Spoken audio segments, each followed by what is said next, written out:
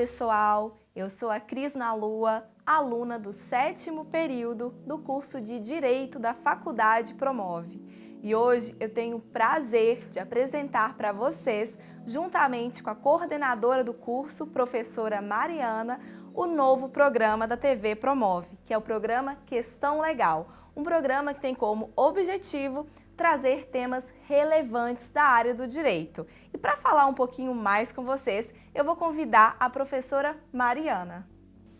Olá pessoal, eu sou a professora Mariana, coordenadora do curso de Direito da Faculdade Promove. É uma alegria estar aqui com vocês, conversando sobre os temas atuais do direito, dentro desse programa que é a Questão Legal. Então aqui nós vamos abordar assuntos atuais, que geram debates, polêmicas muitas vezes, então é uma alegria fazer parte aqui deste quadro. Que bom, né? E hoje nós vamos começar com um tema muito relevante, que gera grandes dúvidas aí na galera, né? Que é sobre a questão de alimentos, né? Um assunto ali dentro da área do direito de família. Professora, muita gente fala, né, sobre essa questão de alimentos. O que seria esse alimentos? Então, Cris, a ideia de alimentos, né, que pode gerar aí a ideia de que aquilo que a gente ingere, que a gente consome, o alimento em si, no direito é uma ideia muito mais ampla. A gente fala em alimentos, tudo aquilo que compreende a necessidade da pessoa, aquilo que ela precisa para viver dignamente, ou seja, o alimento em si, então a alimentação saudável, o vestuário, despesas relacionadas à educação, saúde, transporte, entretenimento, tudo isso compreende o que a gente chama da prestação alimentícia. Então, os alimentos compreendem tudo aquilo que a pessoa necessita para viver de modo digno, de modo saudável. Legal. E uma dúvida muito comum é quem tem o dever de prestar esses alimentos? É só o pai? Como é que funciona? Essa ideia é bom até a gente já inicialmente abordar a fala aí, só o pai que deve alimentos? Não, não é o pai. Então nós temos que rever, inclusive, essa questão histórica de pensar que é só o homem, o pai, o genitor que deve alimentos. Não. Deve alimentos todo aquele que tem essa obrigação, que tem o dever de solidariedade em relação aos seus. Então aqui hoje, quando pensamos na ideia das famílias, porque hoje as famílias são plurais, né, Cris? Sim. As famílias, todos aqueles que possuem o vínculo, tanto o vínculo biológico quanto o vínculo afetivo, eles têm o dever de prestar alimentos. Pode ser o genitor, a genitora, pode inclusive ser os avós, que também podem ser chamados a prestar alimentos.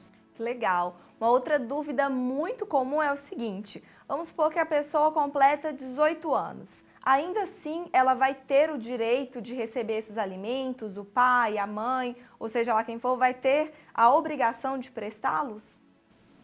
A ideia aí dos 18 anos, porque 18 anos é um grande marco, e um marco jurídico também na vida da pessoa, porque ela adquire aí a maioridade, a capacidade para praticar todos os atos. Completar 18 anos não significa, pessoal, que acabou o direito de receber os alimentos. Não. A maioridade não cessa o direito a receber alimentos. Há um entendimento, inclusive, do STJ, que com a maioridade é necessário ouvir a parte, ou seja, dar ali a oportunidade de contraditório para a pessoa ser ouvida, se ela tem ainda necessidade de receber esses alimentos. E é bom ressaltar também, Cris, já que estamos aí num programa universitário, que existe um entendimento de que até os 24 anos a pessoa ainda está em sua idade estudantil, ou seja, há uma presunção que ela ainda necessita destes alimentos. Então não é 18 anos cessa os alimentos, nós precisamos ouvir a outra parte, ver se de fato ela ainda precisa desses alimentos, então não é automático, completou 18 anos e acaba o direito a receber esses alimentos. Bacana, né? Tem uma outra dúvida também muito comum do pessoal, em relação aos filhos. Os filhos, eles também têm o dever de prestar alimentos aos pais? Uma outra questão que é muito importante a gente falar em relação aos filhos, em relação aos pais, o que orienta essa relação é a chamada reciprocidade. Se os pais têm o dever constitucional de cuidar, de educar os filhos também têm o dever de amparar, de cuidar dos pais idosos ou em caso de enfermidade, dar essa assistência necessária aos pais. Então isso é uma previsão, inclusive na nossa Constituição Federal, que os filhos têm sim a obrigação de fornecer os alimentos aos pais. E com relação ao valor, existe um valor certo? Porque muita gente acaba falando ali dos 30%, né, a serem fixados. Este valor, como é que o juiz consegue chegar até ele? Como é que funciona? Essa é uma questão, de fato, muito legal, porque essa ideia de 30%, ela está aí na cabeça de muitas pessoas. Ah, vai ter que pagar os alimentos, então vai pagar 30%, mas 30% em cima do quê? Do salário mínimo, enfim. Não existe um valor fixo, não existe um índice, não existe um percentual previsto na lei. O que orienta, Cris, o valor dos alimentos é um critério que a gente chama no direito um binômio, que são dois itens. É a necessidade de quem recebe e a possibilidade de quem oferece esses alimentos, ou seja, de quem vai ter que pagar esses alimentos. E além desse critério, possibilidade, necessidade, hoje nós temos um outro critério, que é o critério da razoabilidade. A ideia aqui, pessoal, é que o valor dos alimentos, a prestação alimentícia, ela não pode ser ali um bilhete premiado de Mega Sena, que a pessoa vai enriquecer com aquele valor. Não é isso. Aqui nós temos que ter um valor razoável, que de fato atenda aquilo que a pessoa necessita para viver dignamente e aquilo que a pessoa que fornece esses alimentos tenha de fato condição, sem comprometer a sua própria subsistência. Outra dúvida, talvez a mais polêmica.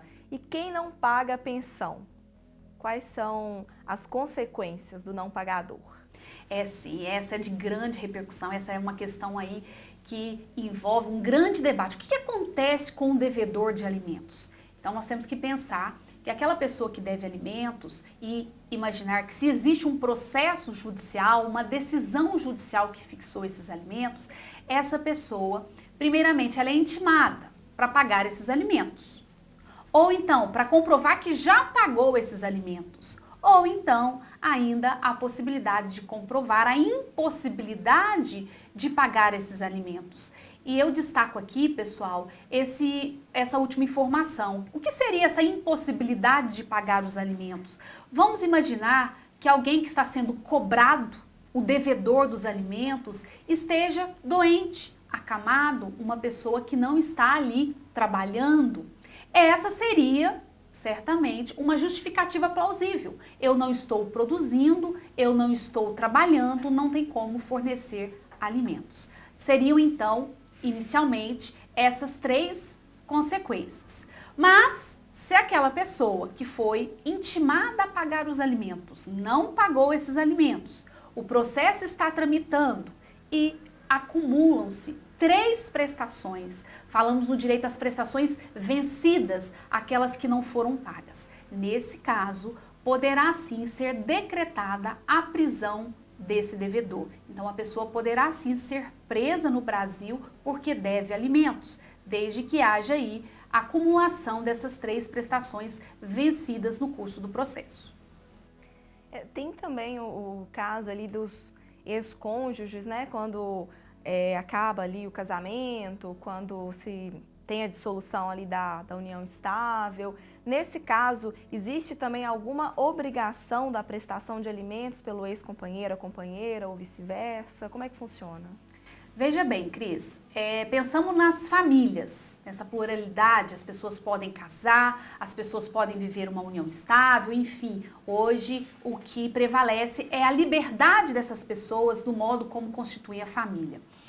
Quando essa união chega ao fim, e aí vamos pensar que ali havia, né, uma instituição protegida pelo Estado, nós temos sim a obrigação de prestar alimentos. Então, com o fim do casamento ou da união estável, O cônjuge, o companheiro, a companheira tem sim o dever de amparar aquele que não tem condições de arcar com as suas próprias despesas. É claro que aí a fixação dos alimentos será caso a caso. O juiz, a juíza, ao fixar esse valor, essa obrigação, vai analisar qual que é o contexto daquela família, enfim, como que as despesas, a manutenção dessa família era feita, a possibilidade de um, a necessidade de outro, e vai fixar. Então haverá sim essa obrigação de prestar esses alimentos, e eu quero ressaltar aqui com o pessoal que hoje já não há mais aquela ideia do pagamento de pensão para o resto da vida